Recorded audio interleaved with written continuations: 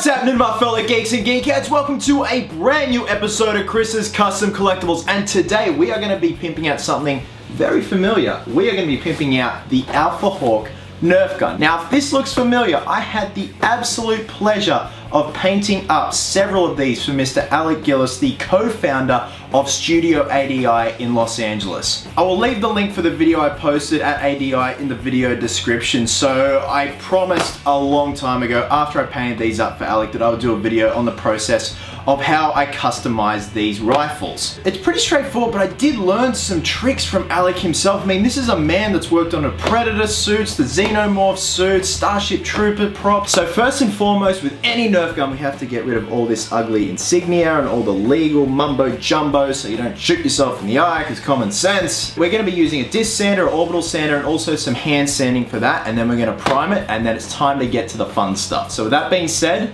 let's get to it. How epic is the mop looking? Hey!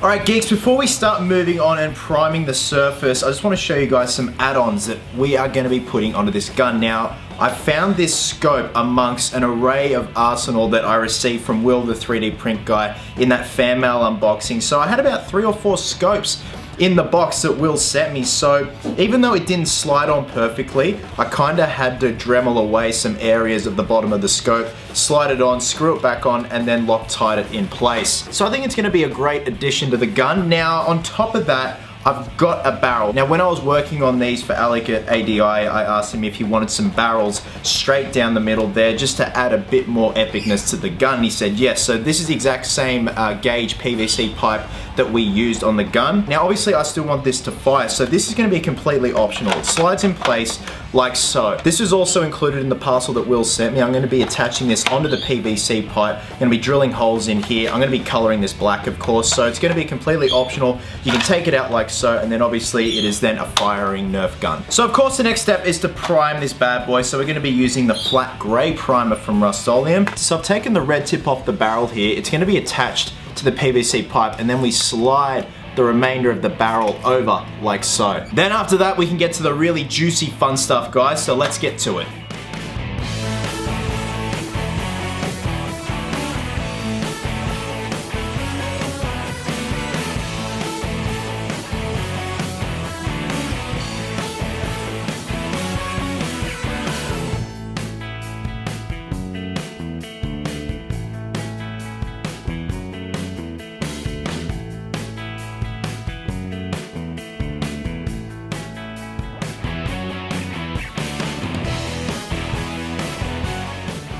www.shittycommentary.com.au, guys. It is time to start the weathering process with this Nerf rifle. I'm dumping a shit ton of black shoe polish into a Tupperware container and just very sporadically brushing it over the entire body of the rifle. Now, usually I'd start to wipe away the excess almost instantaneously after I've covered the whole body, but we're actually gonna let this dry out in the sun.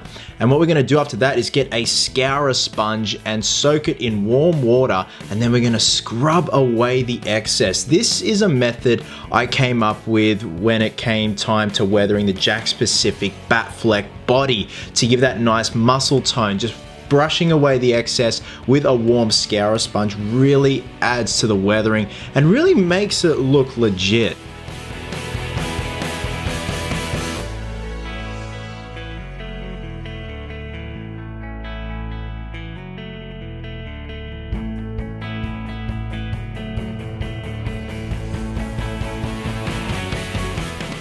Now it's time to start taping off certain panels that I want different colors. I'm going for a red, a yellow, and a blue panel with this gun. Now this is something I picked up at ADI under the hand of Sir Alec Gillis. I call him Sir Alec because he's such a cool guy.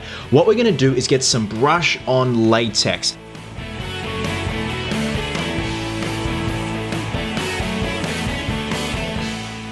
So what you do is brush the latex on wherever you think the paint will be chipping off the certain colored panels. So obviously we've got to let that latex dry. I'm going to pop this thing out in the sun, and the sun was out, so it dried within about 10 minutes. If not, you can hit it with a hairdryer if there's no sun or if it's raining or whatnot. And obviously I'm going to do that the same thing for the barrel as well. Now, first and foremost, we're going to go with the yellow paneling, and I'm just using a yellow from Model Masters, and I will be using that yellow in the display base for this piece later on in the video if you guys are wondering. So I'm actually like dry dabbing this on. I'm not like, you know, clean cut painting it on with brush strokes. I really want this looking nasty and kind of with the underbody of the gun showing through. And I'm going for a black on the pump action section of the rifle itself. Now, the beauty part about this technique, guys, is when you peel the tape away and you start to rub away that latex, look at that. It just gives the illusion that the paint has chipped and peeled off in certain areas. Now, obviously, this kind of looks very clean cut, a little bit too clean cut for my liking. So what I do is then go back in with some sandpaper. You see that? I'm just rubbing it away with my finger, and it just peels straight up. The latex just peels straight away. So make sure you remove all areas that have latex, so you know it's not going to get messy afterwards. But I just want to reiterate that I go back in with some sandpaper and kind of soften all the areas just so it makes that yellow blend back in to the body of the gun, and vice versa with the red. I just spray painted some red Rust-Oleum into a Tupperware lid, and again dry dabbing it on that portion of the gun, and the same on the other side of the gun as well, and using the latex method also.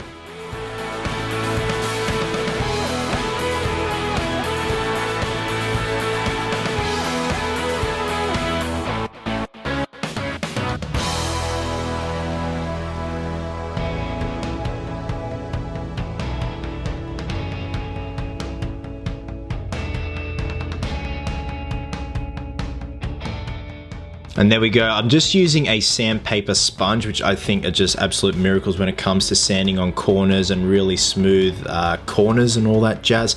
So you can see that it blends the paint back into the body of the gun and really makes the weathering look a lot more organic. And there we go, just wiping away that latex on the barrel, and look at that, it just looks like it's chipped off from the excess heat and just weathering over time in battle and combat.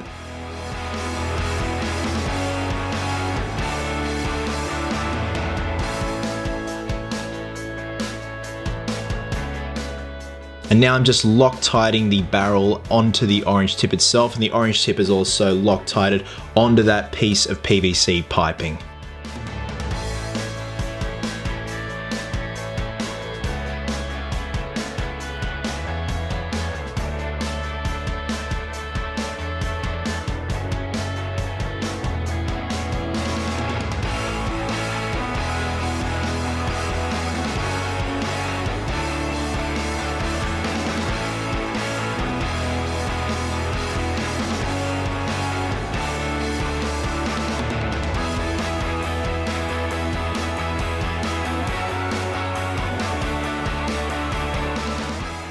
Now also got the sandpaper sponge and went around the butt of the gun just to remove any excess shoe polish, especially on the corners where it's most vulnerable to scratching. So that was a nice finishing touch on the butt of the gun itself. Now this is just some red oxide student acrylic that I'm just sporadically dabbing all over the gun, and this is going to emulate rust or corrosion because this thing's probably been out in the desert, and just wiping away the excess like so.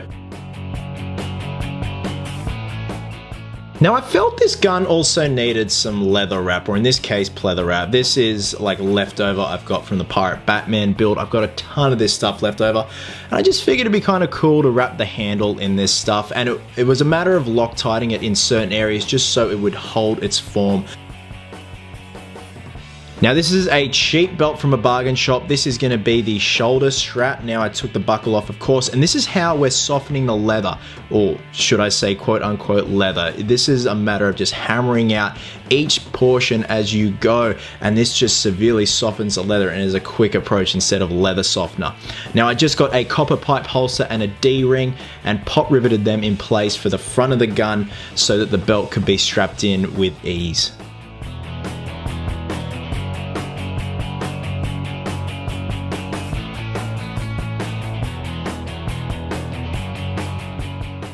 Now in terms of weathering the belt, it was just spraying some black Rust-Oleum on like so. And I've just got a spare disc sander pad there, and I just went at it, just really sanding that bad boy down.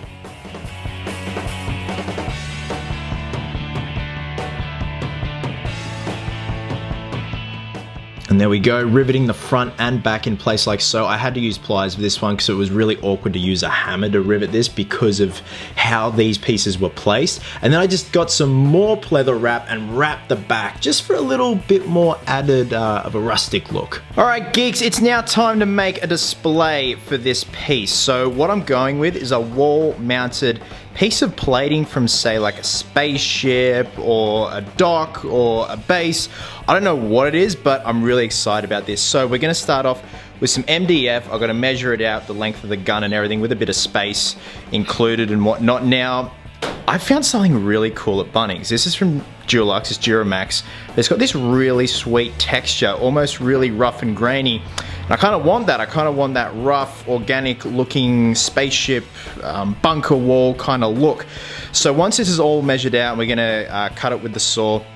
We gotta prime it first. So this stuff has something to adhere to instead of absorbing straight onto the MDF, and that way it could also come off if we don't prime it. Now I am gonna be cordoning off a panel for these letters and numbers here. I got these from Bunnings. These are just for like addresses and, you know, your letterboxes and stuff. So ADI for Amalgamated Dynamic, who hired me to, you know, do these Nerf guns, and I completed my work on the 13th of the 4th, 2017. So it's kind of a throwback and paying homage to ADI, and also the date that I completed my work working with ADI on these Nerf guns. So I've also got some aluminium strips here to go around the perimeter here just to make it look nice and neat. Now I did a test with this Duramax stuff. Now look at that.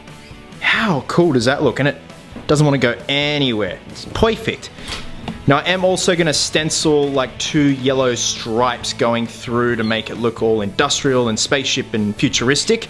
And to top it all off, I've got the wall mounting brackets and wire here. So it's pretty self-explanatory, guys. Should take only this afternoon to do. I'm really excited about it, especially using this stuff. This is gonna be gnarly. I'm also gonna be doing some weathering to these numbers here. I'm probably gonna spray some Rust-Oleum black on there and sand off the excess. So you guys will see that in the montage. So with that being said, we're on the home stretch. Let's get to it.